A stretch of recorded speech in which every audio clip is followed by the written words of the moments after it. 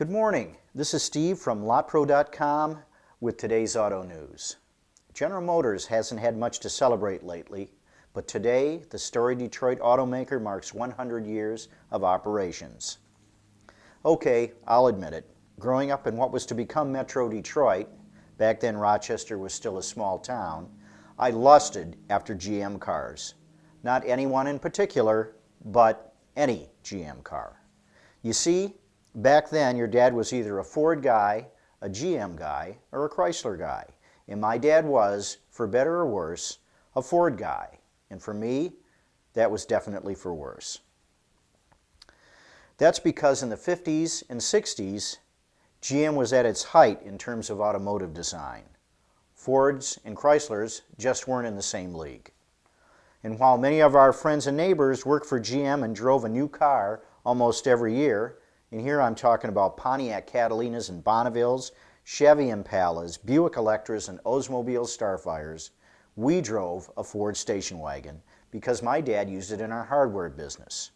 It was, for me, beyond bad. And then something miraculous happened. The year I turned 16, our family made the yearly trip down to the Detroit Auto Show.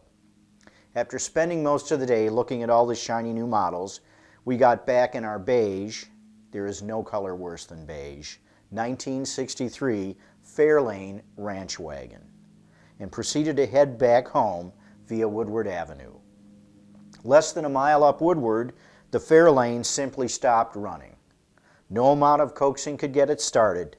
It took my aunt almost 2 hours to drive down to Detroit through a snowstorm to pick us up.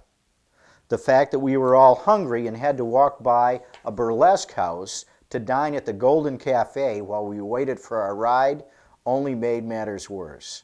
When we got home, my father swore he'd never buy another Ford. And Dad kept his word. Less than 5 months later, and just in time for my driver's license, he came home with a brand new car. Not a station wagon, mind you, but an actual car. And not just any car, but a light blue, metallic, 1966 Buick Skylark hardtop coupe with a white vinyl top and a cloth interior. And back then you had to remember that station wagons always had vinyl interiors. The Skylark was so cool. Besides the look, I was most impressed by the Body by Fisher insignia on the brushed metal door sills. I'd always wanted a car with that logo. It was as if our family had finally arrived. That, in a nutshell, is what General Motors meant to me while I was growing up. Their cars represented style, quality, and prestige. And just like every other kid that grew up when GM was king, the company's fall was painful for me to watch. Fortunately, there are signs that there may be more than a few rounds left in the fight. The GM product guys, led by Bob Lutz, have taken control back from the bean counters. Cadillac is once again at the top of its game. The new Chevy Malibu is a solid contender in its segment, while the Aveo and the new Traverse are both really good vehicles.